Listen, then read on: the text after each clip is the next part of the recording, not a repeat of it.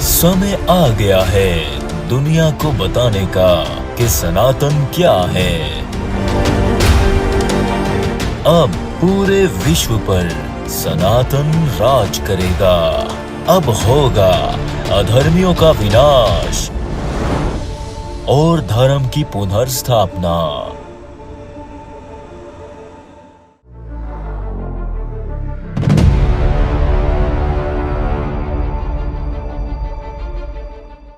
सत्संग की पिछली बैठक में हमने आपसे कुछ प्रश्न किए थे।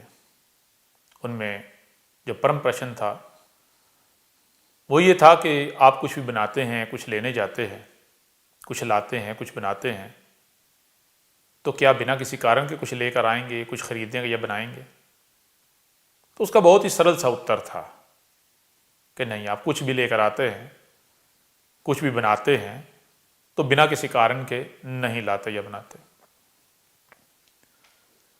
तो जब बिना किसी कारण के कुछ भी लाया और बनाया नहीं जाता, कुछ खरीदा नहीं जाता, तो फिर हमने आपसे प्रश्न किया था कि ये जो आपको आंखें दी गई हैं, जो आपको कान दिए गए हैं, जो आपको जीवा दी गई है, जीभ, जो आपको बुद्धि दी गई है, जो आपको ये पूरा शरीर दिया गया है, तो ये शरीर किसने दिया है?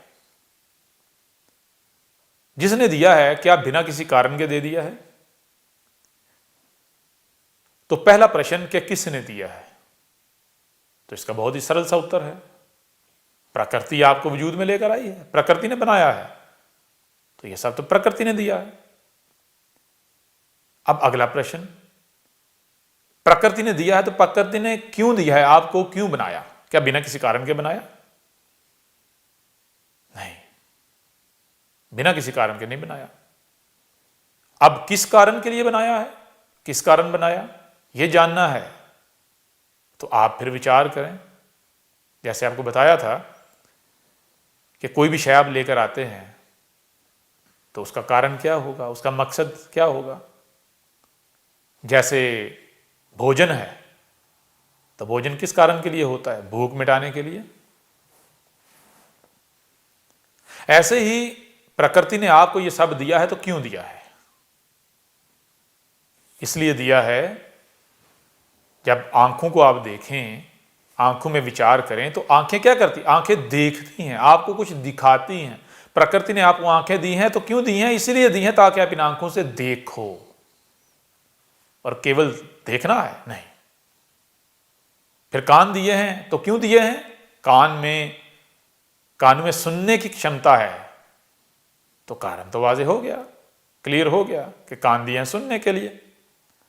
प्रकृति ने आपको आंखें दी, कान दिए, क्यों दिए? सुनने और देखने के लिए। बुद्धि दी, क्यों दी? बुद्धि से क्या होता है? जैसे भोजन भूख मिटाता है, इसी तरह बुद्धि क्या करती है? बुद्धि जो आप सुनते और देखते हैं उसे समझती है, आपका ब्रेन उसे समझता है। अब प्रकृति ने आपको सुनने, देखने और समझने की क्षमताएं दी हैं। क्यों? क्या सिर्फ यही दिया है? नहीं। फिर आपके सामने प्रकृति है, ये ब्रह्मांड है। क्यों है? इसलिए है कि आप इसे सुनो, इसे देखो। मतलब यह कि जो आपको दिखाई दे रहा है, जो आपको दिख रहा है, जो आपको सुनाई दे रहा है, केवल सुनना और देखना नहीं, केवल सुनना और देखना नहीं, बुद्धि का उपयोग करना है, इसे समझना है। जब आप जो दिख रहे है और जो आपको सुनाई दे रहा है, जब बुद्धि का उपयोग करेंगे, इसे समझेंगे, तो आपके क्या सामने आएगा? आपके सामने आएगा कि ये जो प्रकृति है, ये ब्रह्मांड है, ये एक ही तन है, सनातन। जब पीछे से पीछे जाएंगे, रीजनिंग करेंगे, तो आपके सामने आएगा ये एक ही तन है। और ये एक ही तन कैसे बनता है? ये एक ही तन बनता है जैसे कि आपका शरीर है। आपका शरीर अनेकों जो अंग हैं उनसे मिलकर बनता है, बहुत सारे अंग हैं, परंतु जब ये सारे के सारे अंग, सभी अंग हम का प्रचार करते हैं, हम बनते हैं,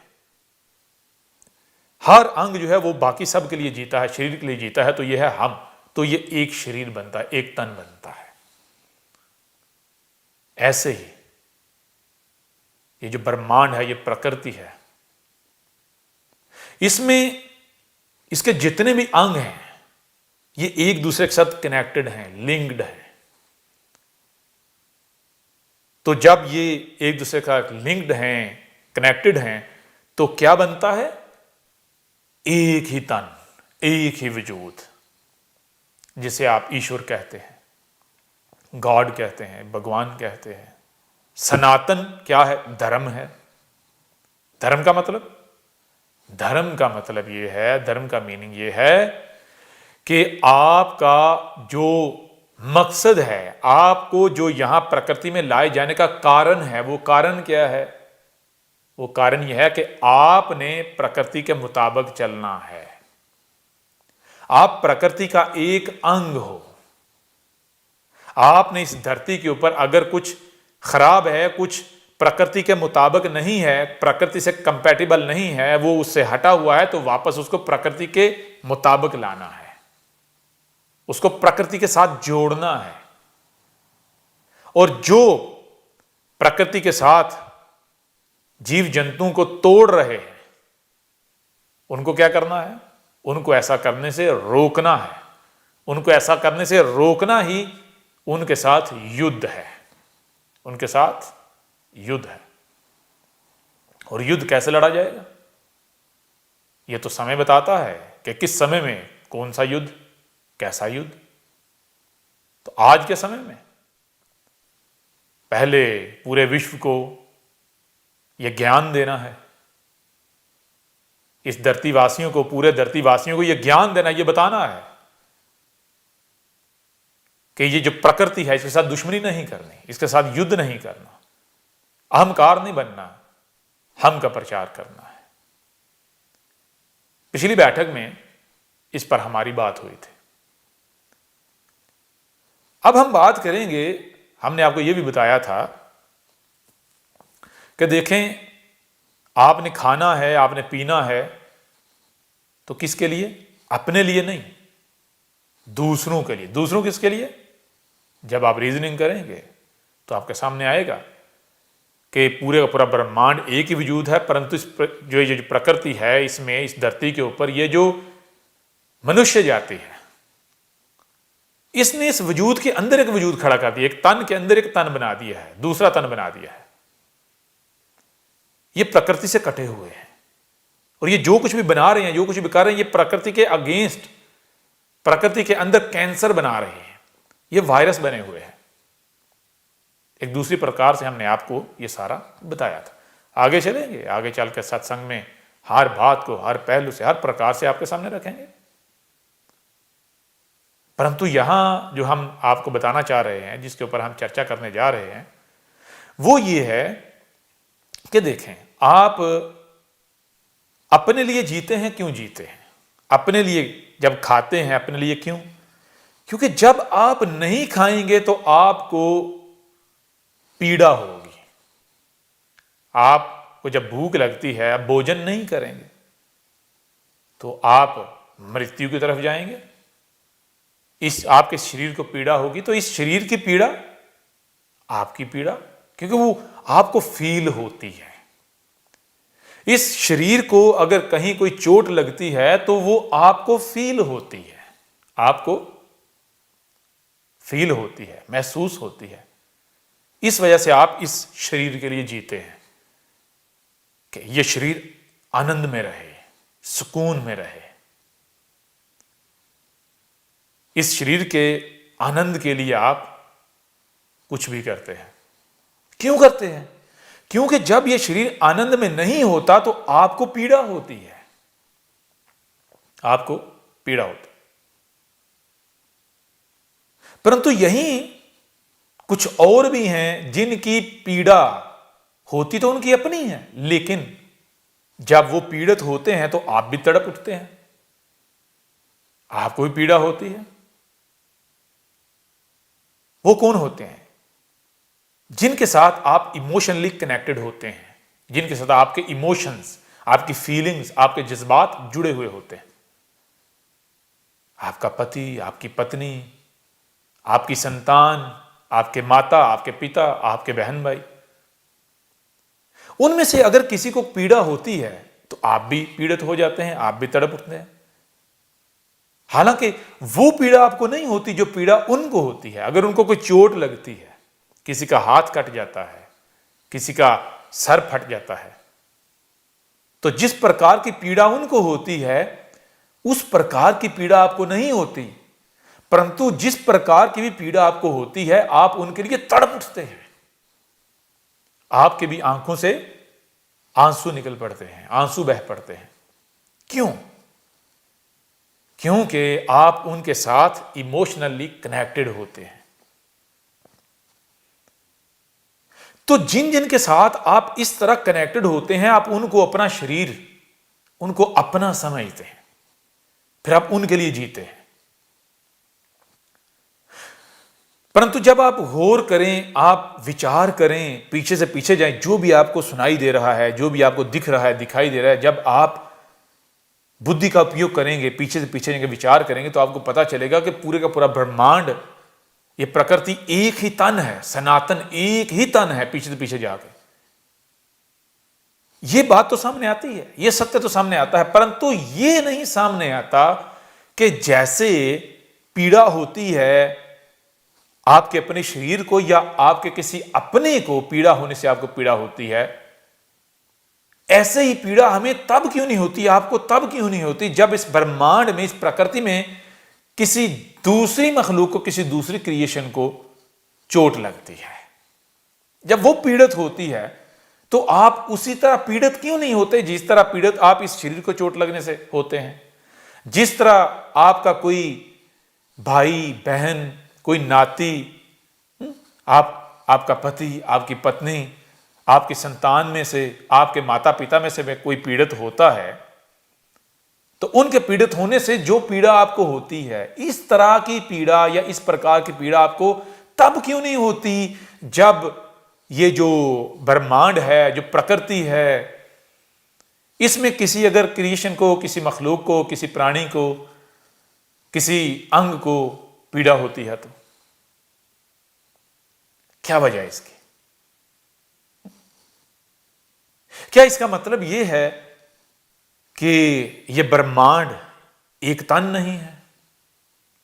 क्योंकि अगर यह एक तन हो, अगर यह एक तन हो तो फिर पूरे तन में कहीं किसी प्राणी को भी, किसी अंग को भी अगर पीड़ित किया जाएगा तो वो पीड़ा तो पूरे तन को फील करनी चाहिए।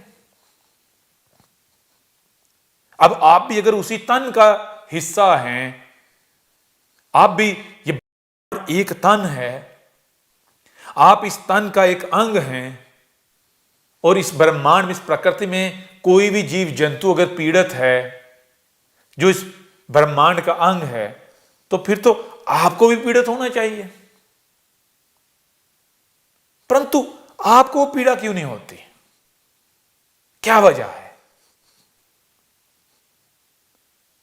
ये प्रश्न जितना मुश्किल है उतना ही सरल है, और इसका जो उत्तर है वो जितना मुश्किल है उतना सरल है। और बहुत ही सरल उत्तर है इसका। अगर किसी से पूछने जाएंगे, प्रश्न किसी से करेंगे, वो आपको जवाब नहीं दे पाएगा, वो इस प्रश्न का उत्तर नहीं दे पाएगा। आपको जलेबियां तो बना के देगा, परंतु अगर आप उसे कहेंगे कि भाई मैं जलेबी बनाता नहीं हूं, ना मुझे जलेबी पसंद है, ना मैं जलेबी बनाता हूं, ना मैं जलेबी खाता हूं, इसलिए मुझे जलेबी नहीं, मुझे मेरे प्रश्न का उत्तर चाहिए, तो आपको उत्तर नहीं दे पाएगा।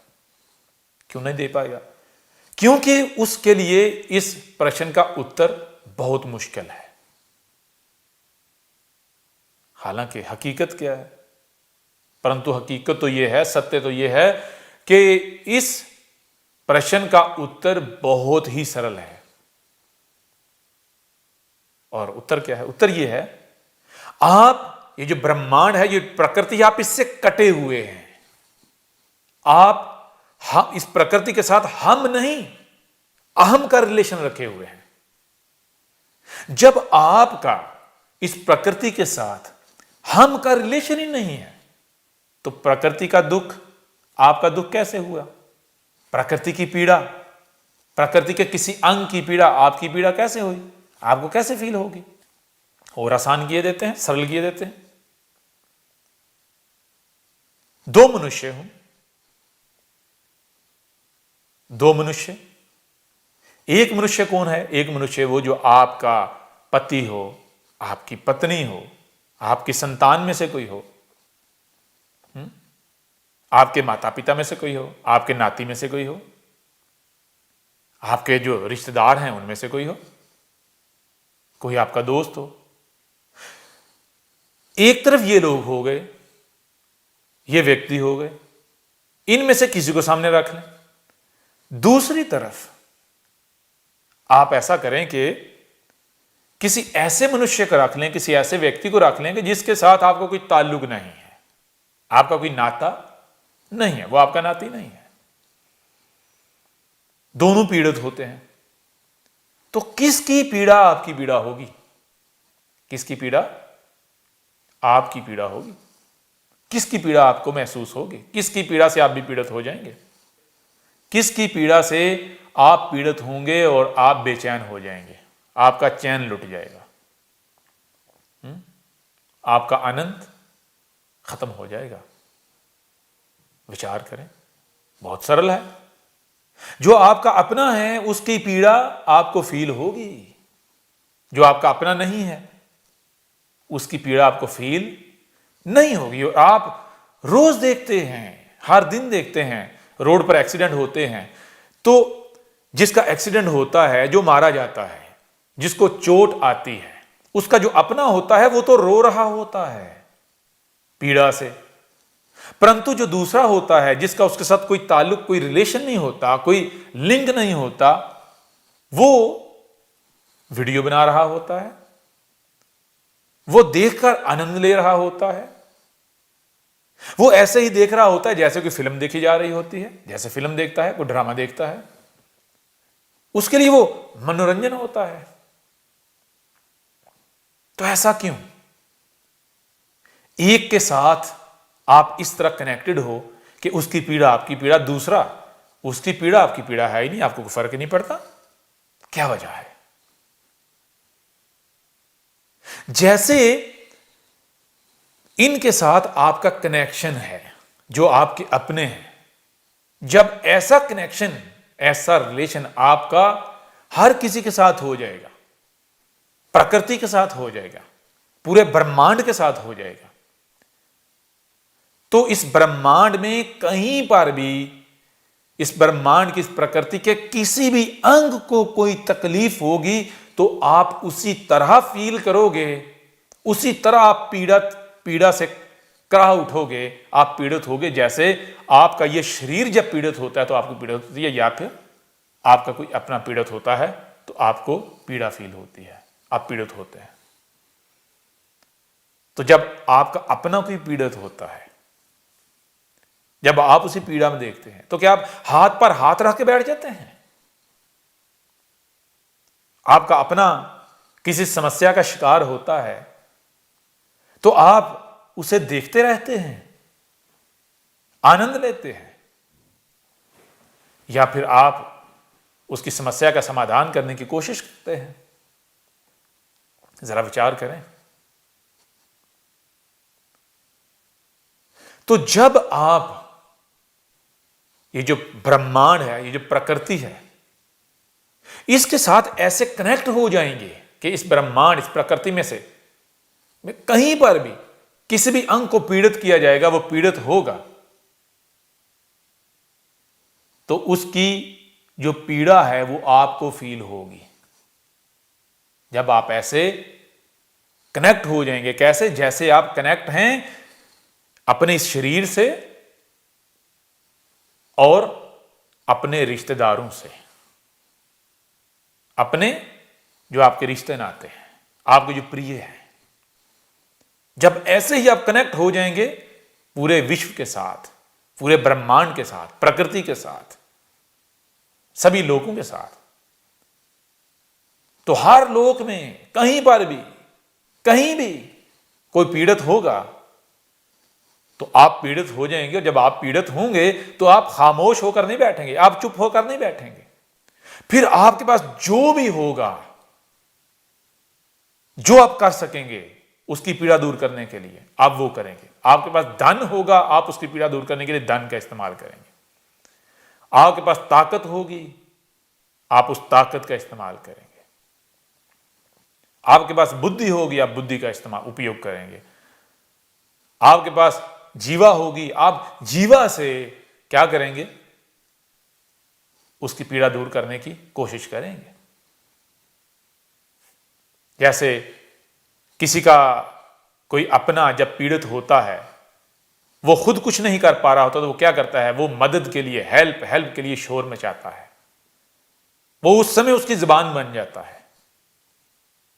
ऐसे ही जब आप प्रकृति के साथ इस तरह जुड़ जाओगे, लिंक हो जाओगे, इस ब्रह्मांड के साथ इस तरह जुड़ जाओगे, लिंक हो जाओगे, तो फिर क्या हो जाएगा, फिर पूरे ब्रह्मांड में कहीं पर भी किसी जीव को, किसी जंतु को, किसी क्रिएशन को, इस पूरे ब्रह्मांड, इस प्रकृति के किसी भी अंग को किसी भी प्रकार की पीड़ा का सामना करना पड़ता है, तो ना केवल आप उसे महसूस करोगे, आप पीड़ित हो जाओगे,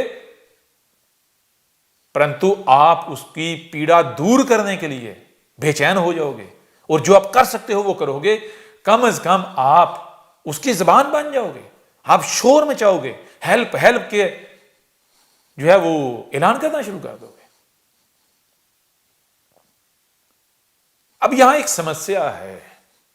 वो समस्या यह है कि इस ब्रह्मांड के साथ, इस प्रकृति के साथ ऐसे किस तरह जुड़ा जाए, कैसे रिलेशन बनाया जाए कि इस प्रकृति में किसी को भी अगर पीड़ा होती है तो उसकी पीड़ा ऐसे ही फील हो, ऐसे ही महसूस हो, ऐसे ही हम पीड़ित हो जाएं जैसे किसी अपने के पीड़ित होने पर पीड़ित होते हैं, या किसी अपने की पीड़ा फील होती है, या जैसे इस शरीर की पीड़ा हमें फील होती है।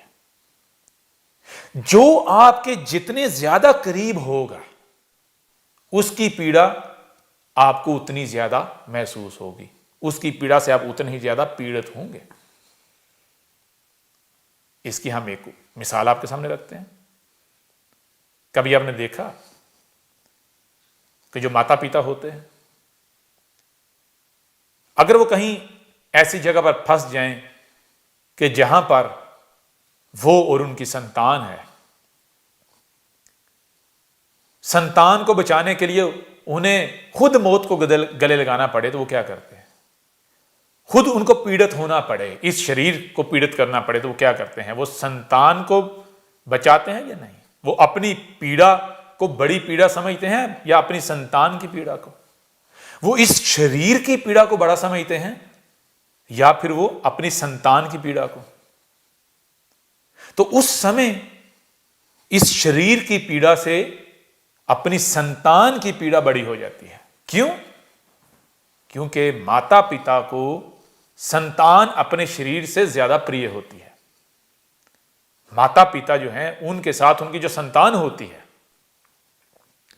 वो अपने शरीर से ज्यादा करीब होती है, ज्यादा प्रिय होती है, ऐसे रिलेशन में होती है, ऐसे लिंक, ऐसे ताल्लुक में होती है।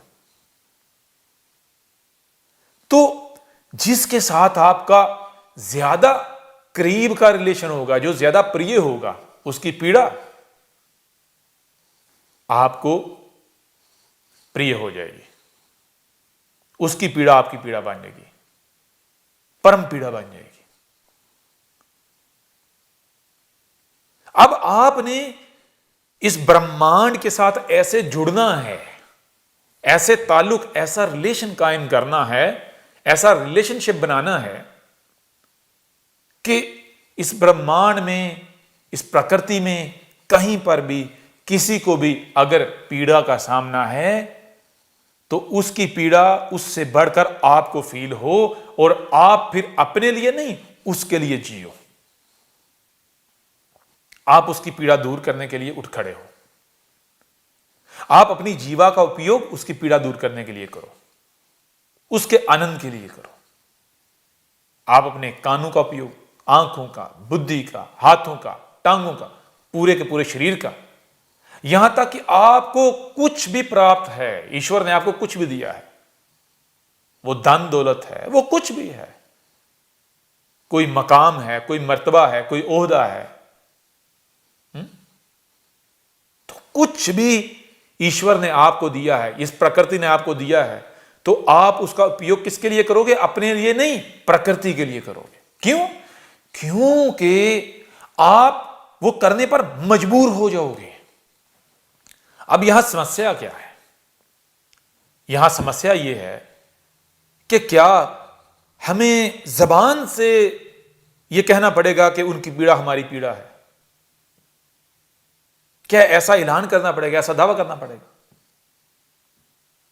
अगर ऐसा है तो हम आपसे प्रश्न करते हैं कि क्या ऐसा करने से उनकी पीड़ा आपको उसी तरह फील होगी, उसी तरह आप पीड़ित होंगे जैसे आप इस अपने शरीर या किसी अपने प्रिय के पीड़ित होने पर पीड़ित हो जाते हैं?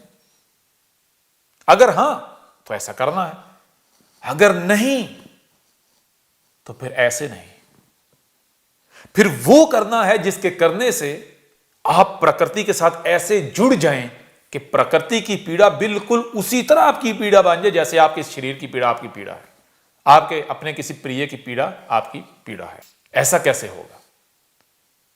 हम बड़ा सिंपल और आज के समय के मुताबिक जो है आपको बताते हैं, बहुत सरल तरीके से। आज आप देखते हैं कि आप अपने मोबाइल पर टिक टिक टिक एक नंबर डायल करते हैं,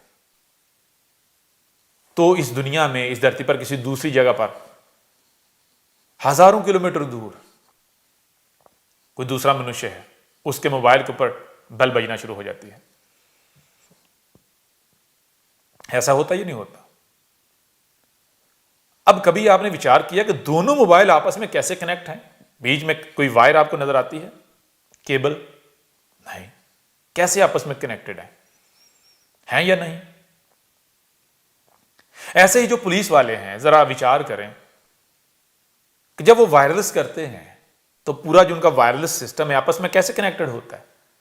इधर की आवाज उधर सब गुजारी होती, जो भी उस वायरलेस पर होते हैं एक ही वक्त में। जो आप बोलते हैं वो हर तरफ सबको सुनाई देता है। आप इंटरनेट की मिसाल ले लें, कोई व्यक्ति यूट्यूब पर बैठा है और सबको उसकी आवाज सुनाई दे रही है, जो भी उस चैनल के ऊपर होते हैं। तो ये ऐसा कैसे पॉसिबल हुआ? आज ऐसे सॉफ्टवेयर हैं जैसे स्काइप, इसी तरह और भी ऐसे सॉफ्टवेयर हैं कि जिस पर दुनिया के अनेकों पॉइंट्स के ऊपर आप बैठे हुए होते हैं और आप आपस में एक दूसरे के साथ ऐसे कनेक्ट हो जाते हैं कि कोई एक बात करता है सबको सुनाई दी जाती है, कोई एक चीख मारता है सबको सुनाई देती है, कोई एक अपनी फीलिंग्स बताता है सबको उसकी आवाज सुनाई देती है।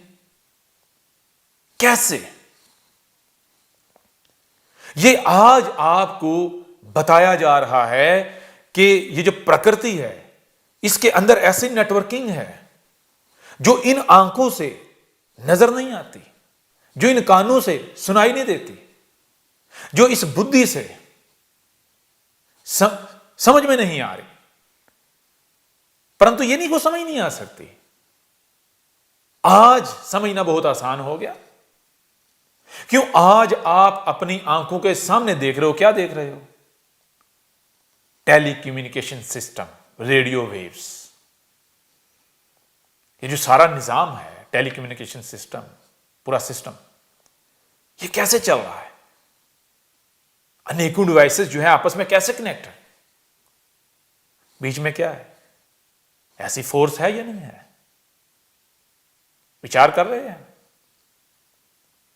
ऐसे ही पूरा ब्रह्मांड आपस में इंटरकनेक्टेड है। पूरे का पूरा ब्रह्मांड आपस में इंटरकनेक्टेड है। और आप उन्हें भगवानों के नाम से जानते हैं। भगवान कहते हैं, देवता कहते हैं। हम सत्संग की जो बैठकें हैं इनमें आगे चलकर बहुत आसान से सरल तरीके से आपको बताएंगे। परंतु यहां हमारा जो बताने का मकसद है वो ये है कि देखें, गौर करें, एक और प्रकार से आपके सामने रखते हैं। ज्ञान होता है 3 प्रकार का। एक प्रकार यह है कि आप कोई भी शय अपने सामने रख लें, एक खाने वाली शय रख लें, सेब रख लें, एप्पल। तो एक तो ज्ञान वो है जो बिल्कुल सामने है कि वो एप्पल, उसकी शेप क्या है, फिर उसका कलर क्या है, उसका साइज क्या है, वो किस काम आता है। एक ज्ञान हो गया ये। एक ज्ञान वो है जो उसके अंदर छुपा हुआ है, और जो उसके अंदर छुपा हुआ है वो है 2 प्रकार का ज्ञान। एक जो उसके अंदर छुपा हुआ ज्ञान है वो ये है, एक प्रकार का ये है कि उसका अंदर जो कौन सा कलर है, उसके बीज, यानी जैसे जैसे आप उसे तोड़ते जाओगे, अंदर घुसते जाओगे, तो आपको ज्ञान मिलता जाएगा, ज्ञान प्राप्त होता जाएगा, उसके बारे में ज्ञान की प्राप्ति होती चली जाएगी। यह हो गया 2 प्रकार का ज्ञान। आप कोई भी शय है, आपके सामने कोई दीवार है, तो दीवार के ऊपर जो लिखा हुआ है, दीवार जो सामने से, वो तो आपको नजर आ रही है, वो ज्ञान आपके सामने, परंतु वो कंप्लीट सभी ज्ञान नहीं है, कुल का कुल ज्ञान नहीं है, टोटल ज्ञान नहीं है। एक ज्ञान वो है जो वो जो पर्दा है, वो जो सामने नजर आ रहा है, वो पर्दा है, उस पर्दे के पीछे है, उस दीवार के अंदर क्या क्या है। यह होगा दूसरे प्रकार का। अब एक ज्ञान है तीसरी प्रकार का।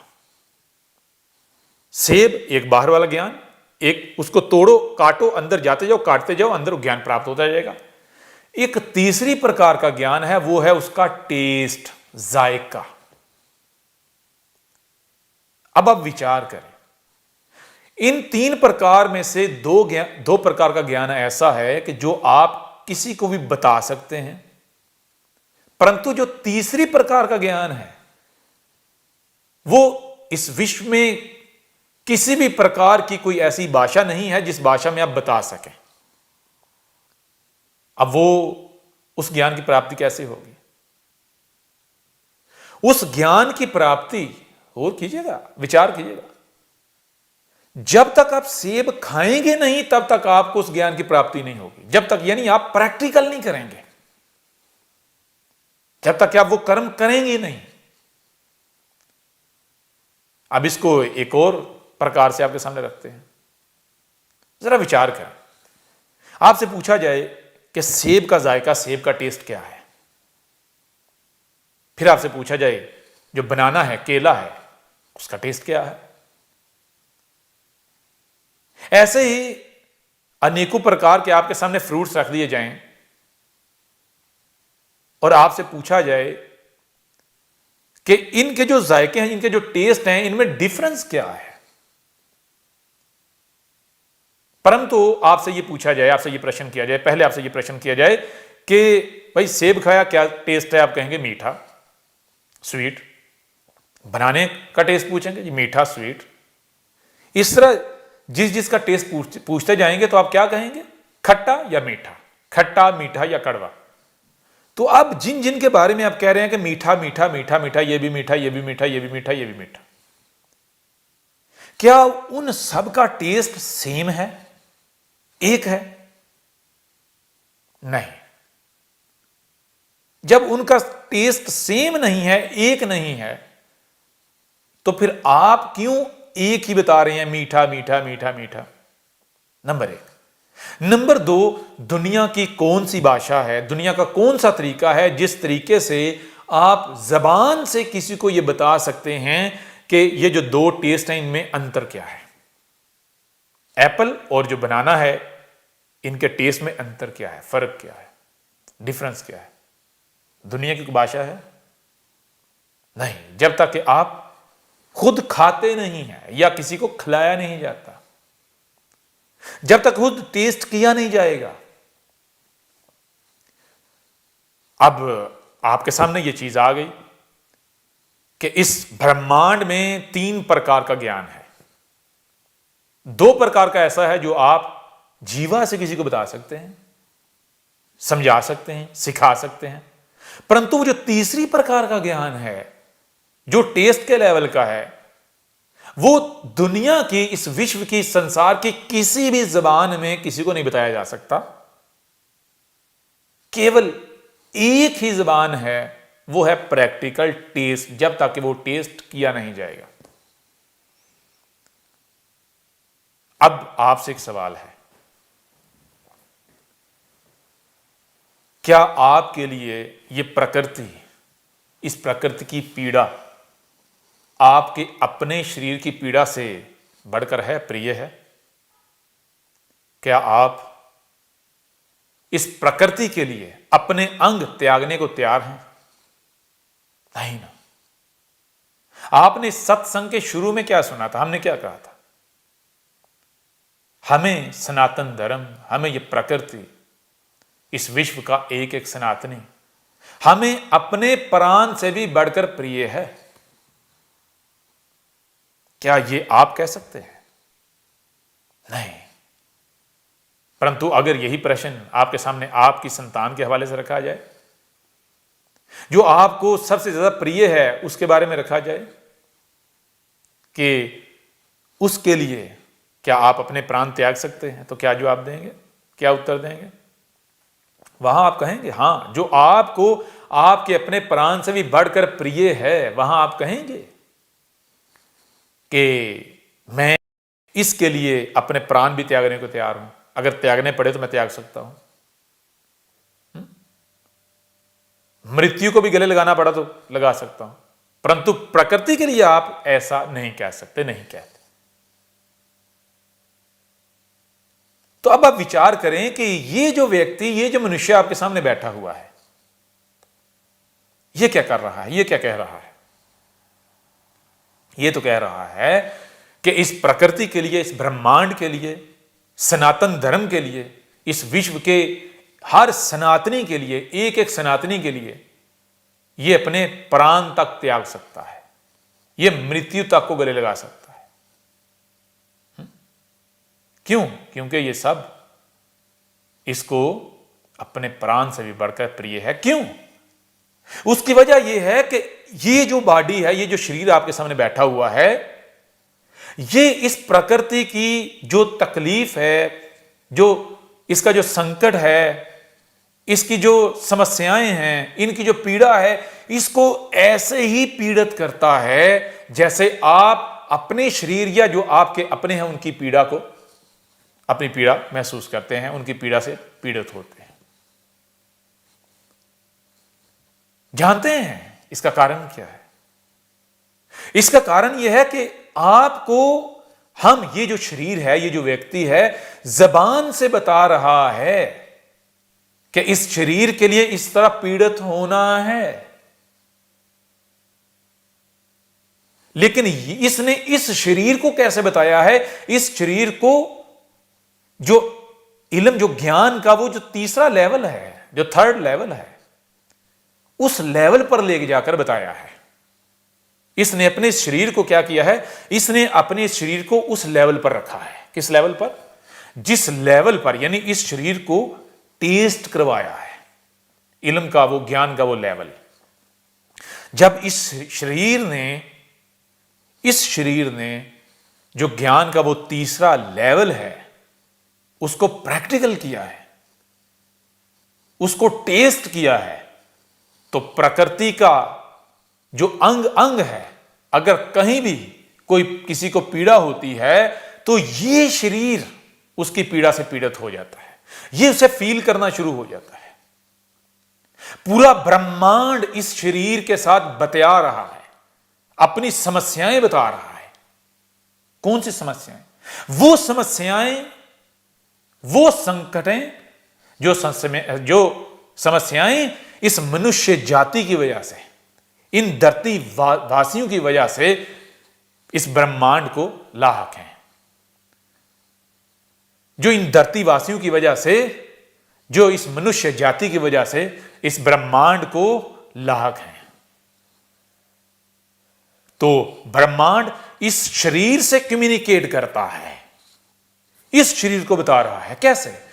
क्योंकि ये शरीर ब्रह्मांड के साथ इस तरह लिंक्ड है। अब ब्रह्मांड इस शरीर के जरिए क्या कर रहा है? ब्रह्मांड ने इस शरीर को इस धरती पर अपनी जबान बना लिया, अपनी जीवा बना लिया। अब ब्रह्मांड, ये प्रकृति इस शरीर की सूरत में बता रही है, आपको अपनी समस्या बता रही है। कैसे? ये कैसे मुमकिन हुआ? कैसे पॉसिबल हुआ? ये हुआ जो ज्ञान का जो थर्ड लेवल है, तीसरा लेवल, थर्ड, उसको क्या किया? इस शरीर ने प्रैक्टिकल किया, टेस्ट किया। अब जब तक आप उसे टेस्ट नहीं करेंगे, वो ज्ञान प्राप्त नहीं करेंगे, आपका शरीर वो ज्ञान प्राप्त नहीं करेगा। देखें, जरा विचार करें, आपका कोई भाई है, बचपन में आपसे बिछड़ गया, दूर हो गया, कहीं खो गया। अब कई वर्षों बाद वो आपके सामने आया, आप नहीं जानते कि वो आपका सगा भाई है, आपका अपना भाई है, वो आपको प्रिय है। भाई किसका प्रिय नहीं होता? या आप एक मां है, आप एक पिता है, आपका बेटा, आपकी बेटी, वो बचपन में खो जाते हैं, कई वर्षों के बाद वो आपके सामने आते हैं। उस समय आपको नहीं ये ज्ञान के ये आपके अपने हैं, आपके प्रिय हैं, आपका बेटा है, आपकी बेटी है, आपका कोई नाती, आपका रिश्तेदार है। अब जरा विचार करें, आपको ज्ञान नहीं है कि वो आपका अपना है, उसको अब तकलीफ होती है, वो पीड़ित होता है, तो आपको उसकी पीड़ा उस तरह फील होगी, उस तरह पीड़ित होंगे जैसे आप अपनी संतान के लिए पीड़ित होते हैं? नहीं ना, उस तरह पीड़ित नहीं होंगे। पीड़ा का जो लेवल है वो हो सकता है पीड़ित हो, परंतु लेवल वो नहीं होगा, लेवल वो नहीं होगा। क्यों? क्योंकि उस समय आपको ये ज्ञान ही नहीं है कि ये आपका अपना है। अब अगर आपको ज्ञान दे दिया जाए, आपको बता दिया जाए कि ये आपका बेटा है जो बचपन में खो गया था, तो फिर आपकी पीड़ा कैसी होगी? जब उसको पीड़ित देखेंगे, बदल जाएगी ना। यानी जब आपको यह ज्ञान हासिल हो जाता है, यह ज्ञान प्राप्त हो जाता है कि यह आपका अपना शरीर है, यह आपका अपना है, यह आपका प्रिय है, तो फिर उसकी पीड़ा को आप ऐसे ही फील करना शुरू हो जाते हो, ऐसे ही महसूस करना शुरू हो जाते हो जैसे आप अपने शरीर की पीड़ा। परंतु इससे भी बढ़कर अपने शरीर की पीड़ा से भी उसकी पीड़ा प्रिय हो जाती है। तो अब जबान से, जीवा से तो बता दिया गया कि यह पूरा ब्रह्मांड ये आपका शरीर है, यह प्रकृति आपका शरीर है, आप इसी प्रकृति का एक अंग हो। उसकी पीड़ा को आपने महसूस करना, जबान से तो बता दिया, परंतु क्या केवल जीवा से, जबान से बताने से आपका यह शरीर प्रकृति की पीड़ा को फील करेगा? नहीं फील करेगा। क्यों फील नहीं करेगा? क्योंकि इस शरीर को केवल जबान से नहीं बताना, जबान से तो ब्रेन को बता दिया, बुद्धि को बता दिया। अब वो ज्ञान इस शरीर को भी देना है कि ये शरीर पूरे का पूरा शरीर क्या करे? प्रकृति के अंग अंग की पीड़ा को अपनी पीड़ा फील करे, महसूस करे, प्रकृति के अंग अंग की पीड़ा से पीड़ित हो जाए। उसके लिए इस शरीर को ज्ञान का वो जो तीसरा लेवल है, थर्ड लेवल, वो देना पड़ेगा। वो टेस्ट वाला ज्ञान जो है वो कैसे होगा? उसी के लिए जब जब हमने अवतार लिया, जब जब हमने ये मनुष्य का रूप धारा, इस धरती पर आए, तो हमने आकर क्या कहा? तो हर अवतार ने आकर क्या कहा? कृष्ण की मिसाल ले लें, क्या कहा? कहा कि जब तुम अनेकों प्रकार के जो रोग हैं उनका शिकार हो गए, जब तुम अनेकों प्रकार की समस्याओं का शिकार हो गए, तुम्हें अनेकों प्रकार की समस्याओं ने घेर लिया, जो संकट हैं उन्होंने घेर लिया, अनेकों प्रकार की परेशानियां, मुसीबतें, तकलीफें, अनेकों प्रकार की जो पीड़ा है, जब उनसे तुम पीड़ित हो गए, जब तुम्हारे जीवन में आनंद ना रहा, तो तब तुमने हमें पुकारा ना, तब हमें पुकारना शुरू किया। अब हम तुमसे ये प्रश्न करते हैं कि ये जो अनेकों प्रकार की समस्याओं ने सर उठाया, अनेकों प्रकार की जो तबाहियां हैं, जो पीड़ा हैं, इन्होंने सर उठाया, ये जो सारा कुछ हुआ, ये कैसे हुआ? ये हुआ जो तुमने प्रकृति का, यानी ये जो प्रकृति का जो संतुलन है, ये बिगड़ गया। जब प्रकृति का संतुलन बिगड़ गया तो तुम्हें ये अनेकों प्रकार की मुसीबतों, तकलीफों, परेशानियों, तबाहियों का सामना करना पड़ा।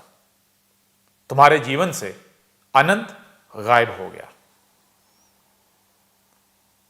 तुम्हारा जीवन नरक का जीवन बन गया। तो ये धरती नरक कैसे बन गई? कभी विचार किया? क्या इस धरती को बाहर से किसी ने आकर रोगी बनाया है? अब पहली तो बात यह है, क्या यह धरती शुरू से ऐसी थी? क्या शुरू से इसका संतुलन बिगड़ा हुआ था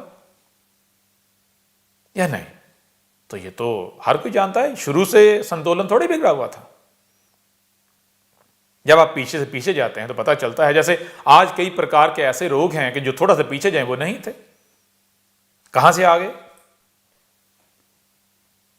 ऐसे ही जिस चीज को आप खराबी कहते हैं, फॉल्ट कहते हैं, जब आप विचार करेंगे, पीछे से पीछे जाएंगे, आपको पता चलेगा कि फलां फॉल्ट जो है, फलां जो रोग है, वो इतने अरसे पहले आया है, इतने समय पहले आया, उससे पहले उसकी एग्जिस्टेंस नहीं थी।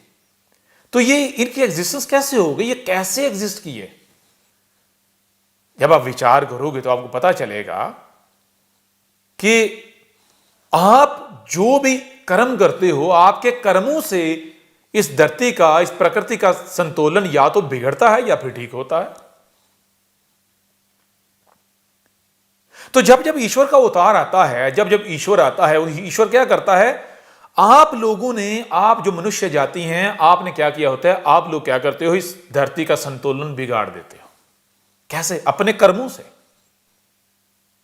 जब तुम संतुलन बिगाड़ देते हो तो उस बिगाड़ से, संतुलन के बिगड़ने से तुम्हें अनेकों प्रकार की समस्याओं का सामना करना पड़ता है। तुम्हारे जीवन से जो आनंद है वो मिट जाता है, गायब हो जाता है। तो फिर तुम हमें पुकारना शुरू हो जाते हो। तो कभी तुमने विचार किया कि ये जो प्रकृति का जो तुम संतुलन बिगाड़ते हो, ये कैसे बिगड़ता है? तुम्हारे कर्मों से। तो क्या इस धरती पर कोई एक भी मनुष्य ऐसा है जो ये कहता है कि मैं जो भी कर्म कर रहा हूं, मैं वो धरती का संतुलन बिगाड़ने के लिए कर रहा हूं? नहीं। हर कोई यही कहता है कि मैं तो अच्छे कार्य कर रहा हूं, मैं तो पुण्य कर रहा हूं। कोई ये नहीं कहता कि मैं पाप कर रहा हूं। अब जब हर कोई पुण्य कर रहा है, हर कोई पुण्य करता है, हर कोई अच्छे कार्य करता है, तो ये धरती का संतुलन कैसे बिगड़ गया? इस धरती पर तुम आबाद हो, तुम रहते हो, तुम धरतीवासी हो। तुम्हारे कर्म हैं जो धरती के ऊपर असरअंदाज होते हैं, इनका इफेक्ट होता है। हर एक्शन का रिएक्शन है, हर अमल का रद्द-ए-अमल है। तो तुम जो जो कर्म करते हो, तुम्हारा हर कर्म क्या है? एक्शन। तो क्या एक्शन का रिएक्शन नहीं है? यह तो इस ब्रह्मांड का नियम है, हर एक्शन का रिएक्शन है। तो जब तुम ऐसे एक्शन करोगे जो इस प्रकृति के साथ मुताबिकत नहीं रखते, इसके साथ कंपैटिबल नहीं है, तो उनका रिएक्शन आएगा। यह प्रकृति रिएक्ट करेगी। जैसे तुम्हें अगर कोई तकलीफ दे तो तुम आगे से क्या उससे प्यार करोगे? नहीं। तुम क्या करोगे? तुम उसके ऊपर गुस्सा होगे, तुम उसके ऊपर चिल्लाओगे, तुम उसे थप्पड़ मारोगे। और अगर वो फिर भी बाज ना आए, वो इतना आगे बढ़ जाएगा, तुम्हारी मृत्यु का कारण बनने वाला हो तो तुम क्या करोगे? उसे नहीं मार डालोगे। तो ऐसे ही जब तुम प्रकृति के साथ कंपैटिबल नहीं रहते, तुम प्रकृति के साथ युद्ध करना शुरू हो जाते हो, तो प्रकृति गुस्सा करती है, प्रकृति रिएक्ट करती है। तो जो प्रकृति का रिएक्शन है वो प्रकृति की चाहत नहीं है, प्रकृति की इच्छा नहीं है, प्रकृति के लिए वो सुकून नहीं है। वो तुम्हें कहती है कि गौर करो, विचार करो, ये तुम क्या कर रहे हो? ये तुम खुद अपने पांव पर कुल्हाड़ी मार रहे हो। तो अब प्रश्न ये बनता है, सवाल ये बनता है कि भाई ये मनुष्य जाति ऐसे कर्म करती ही क्यों है जिससे ये जो दुनिया है, ये जो धरती है, ये नरक बन जाती है? और फिर ये मनुष्य जाति खुद जो है वो चीखना शुरू हो जाती है उसी की वजह से, अपने ही कर्मों की वजह से। तो इसकी वजह क्या है? बहुत सरल, आसान है इस प्रश्न का उत्तर। आप किसी भी मशीन की एग्जाम्पल ले लें, मिसाल ले लें, कोई मशीन ले लें, एक सिलाई मशीन है कपड़े सीने वाली, नहीं, जिससे कपड़ा सीते हैं। अगर उस मशीन के अंदर कोई फॉल्ट आ जाए, उस मशीन के अंदर कोई फॉल्ट आ जाए, तो वो जो सिलाई करेगी ठीक करेगी? कपड़े धोने वाली मशीन, एक गाड़ी है, कोई भी मशीन, अगर उसके अंदर फॉल्ट आ जाए तो वो ठीक से फंक्शन करेगी? नहीं, ठीक से फंक्शन नहीं करेगी।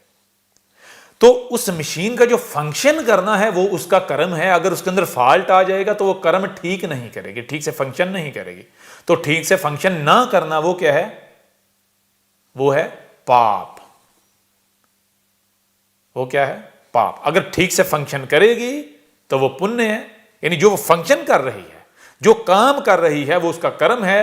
अब अगर वो कर्म ठीक कर रही है तो वो पुण्य है, अगर कर्म ठीक नहीं कर रही, सिलाई ठीक नहीं कर रही, तो वो क्या है? वो है पाप। तो अब अगर एक सिलाई मशीन, कपड़े सीने वाली मशीन पाप करेगी तो पाप कब करेगी? सही से फंक्शन कब नहीं करेगी? सही से सिलाई कब नहीं करेगी? जब उसके अंदर फॉल्ट आ जाएगा। तो जब मशीन के अंदर फॉल्ट आ जाए, फॉल्टी मशीन जो है, फॉल्टी मशीन यानी जिस मशीन के अंदर फॉल्ट आ गया, वो सही कर्म कर सकती? नहीं कर सकते। क्यों? क्योंकि उसे ये ज्ञान ही नहीं है कि जो मैं कर्म करने जा रही हूं वो ठीक है या नहीं, या वो कैसे करना है। तो जितना उसको ज्ञान होता है उसके मुताबिक वो कर्म कर देती है। यानी जब मशीन के अंदर फॉल्ट आता है तो मशीन ये भूल जाती है कि उसने जो कर्म करना है वो कैसे करना है। वो ज्ञान भूल जाती है, उसके अंदर वो यानी कि सही कर्म करने का ज्ञान ही नहीं रहता। तो नामुकम्मल जो कंप्लीट ज्ञान नहीं होता, उस ज्ञान से जब वो अमल करती है, कर्म करती है, तो कर्म क्या होता है? पाप। वो कपड़ा खराब कर देती है। अब मतलब क्या है? बहुत सरल, आसान, कि कोई भी कर्म करना है तो मुकम्मल ज्ञान के बाद करना है, कंप्लीट ज्ञान के बाद। अगर कंप्लीट ज्ञान नहीं है, बिना कंप्लीट ज्ञान के, बिना पूर्व ज्ञान के आप कोई भी कर्म करते हैं तो इसका मतलब यह है कि आपके अंदर फॉल्ट है, आप फॉल्टी हो। आपने अपना फॉल्ट दूर करना है। इसको कहते हैं अश्नान। अश्नान कहते हैं कि अपने आप को प्यूरिफाई करना, क्लीन करना। जैसे मशीन है तो उसको क्लीन करना है, उसके अंदर जो डस्ट आ गई है, जो गंद आ गया है, जो उसके अंदर खराबी आ गई, जो फॉल्ट आ गया, उस फॉल्ट को दूर करना है। कैसे दूर होगा? अगर मशीन के अंदर कोई पार्ट जो है वो टूट गया है, घिस गया है, तो क्या किया जाएगा? उसको अगर पानी से धोएंगे तो क्या फॉल्ट दूर हो जाएगा? नहीं। उसका वो जो पार्ट है उसको रिप्लेस किया जाएगा, उसकी जगह पर एक नया पार्ट लेकर आया जाएगा, बिल्कुल वैसा ही, ओरिजिनल वाला। जब आप वैसा पार्ट डालेंगे तो नतीजा क्या निकलेगा? वो मशीन ठीक हो जाएगी, उसका कर्म ठीक। वो जो भी कर्म करेगी वो पाप करे, पाप नहीं होगा, वो पुण्य होगा। क्या वो पाप करेगी? बिल्कुल नहीं। उसका जो भी कर्म होगा वो क्या होगा? क्या पाप होगा? नहीं, वो तो पुण्य होगा। क्या पुण्य करेगी? कपड़ा खराब होगा? बिल्कुल नहीं होगा। एक अच्छा कपड़ा सिएगी, तो ऐसे ही जब आपका ये जो शरीर है, इसमें फॉल्ट हैं, इसके जो पार्ट्स हैं वो खराब हो गए हैं, ये शरीर फॉल्टी हो गया है, तो इसको धोना है, इसको वॉश करना है। इसके अंदर जो फॉल्टी पुर्जे हैं, जो पार्ट्स हैं, उनको निकालना है, उनको रिप्लेस करना है, उनकी जगह जो नए सही वाले ओरिजिनल पुर्जे हैं, ओरिजिनल पार्ट्स वो लेकर आने हैं। पूरे का पूरा शरीर दिखने में तो ठीक नजर आ रहा है, लेकिन अगर उसको किसी शय का ज्ञान ही नहीं है तो इसका मतलब क्या है? इसका मतलब यह है कि वो फॉल्टी है। बिना ज्ञान के अगर वो कर्म कर रहा है तो इसका मतलब क्या? इसका मतलब यह है कि शरीर फॉल्टी है। तो ऐसे शरीर को कोई भी कर्म करने से पहले अपने आप को धोना है, प्यूरिफाई करना है, साफ करना है, क्लीन करना है, यानी स्नान करना है। तो स्नान कैसे करना है? वो पार्ट्स, आपकी बॉडी के जो पार्ट्स हैं, जो पुर्जे हैं, वो कैसे रिप्लेस होंगे? आपकी बॉडी को जो बनाया गया है वो ऐसा डिजाइन किया गया है कि आपके जो बॉडी पार्ट्स हैं वो सेल्स से मिलकर बनते हैं। वो जो सेल्स हैं वो रिप्लेस हो रहे हैं, वो पुराने मिट रहे हैं, उनकी मृत्यु हो रही है, उनकी जगह नए जन्म ले रहे हैं। अब आप अगर ऐसा करते हैं, जैसे एक पाइप के अंदर गंदा पानी है, लंबा पाइप है, उसके अंदर गंदा पानी है, गंदा पानी उसमें से निकल रहा है, पीछे से गंदा आ रहा है। अब अगर आपने उस पूरे पाइप को अंदर से क्लीन करना है तो क्या करना पड़ेगा? पीछे से जहां फ्लो है, जहां से पानी का फ्लो उस पाइप के अंदर जा रहा है, वहां पर साफ पानी का पाइप कनेक्ट कर दें। फ्लो जो है वो क्या कर दें? साफ पानी का स्टार्ट कर दें। जब क्लीन पानी का, जब जल जो है वो क्लीन हो, जल को आप कनेक्ट कर देंगे तो जब जल गुजरता जाएगा तो क्या होगा? वो जो गंदा पानी है अंदर से वो निकलता जाएगा और जो साफ है, जो गंगा जल है वो अंदर आता जाएगा। ये पूरे का पूरा पाइप क्लीन हो जाएगा। ऐसे ही आपका जो शरीर बना है, किससे बना है? ये शरीर आपका बनाया है हमने पानी से, जल से। आपका शरीर हमने बनाया है जल से, और सिर्फ जल से नहीं, ये जो जमीन के एलिमेंट्स हैं, एलिमेंट्स ऑफ अर्थ, इनसे, और फिर सूर्य जो है उससे एनर्जी लेके, सूर्य से एनर्जी, जल और जो जमीन के, जो अर्थ के, जो धरती के जो एलिमेंट्स हैं, जब हम इन तीनों को प्रोसेस करते हैं तो क्या होता है? उससे भोजन जो है आपके लिए वो वजूद में आता है। जब आप ऐसा भोजन खाओगे जिस भोजन को किसी मनुष्य ने नहीं बनाया, जिस भोजन को प्रकृति ने बनाया है, यानी पहले आप देखो, ये देखो ना कि आपको किसने बनाया है? आपको किसी इंसान ने, किसी मनुष्य ने बनाया है? जिसने आपको बनाया है, अगर आप उसके अपने आप को उसके हवाले कर दो तो वो आपको क्लीन कर देगा, वो आपको पहले जैसा बना देगा, आपको साफ कर देगा। तो जब आप अपने को प्रकृति के साथ जोड़ेंगे, जो प्रकृति देती है, जब आप वो खाएंगे, जब आप वो खाएंगे, और वो कौन सा? गंगा जल। गंगा जल मतलब जो वो ऊपर चट्टानों में, शिवलिंग जो है उनके ऊपर जब बर्फ पड़ती है, वो बर्फ पिघलती है, पानी नीचे आता है, वो पानी जब जमीन के अंग अंग में जाता है, उस पानी से जो रिज़्क, जो भोजन वजूद में आता है, कौन सा? ऊपर वाला, ऊंचा, उच्च भोजन, जो फल हैं, जो फ्रूट्स हैं।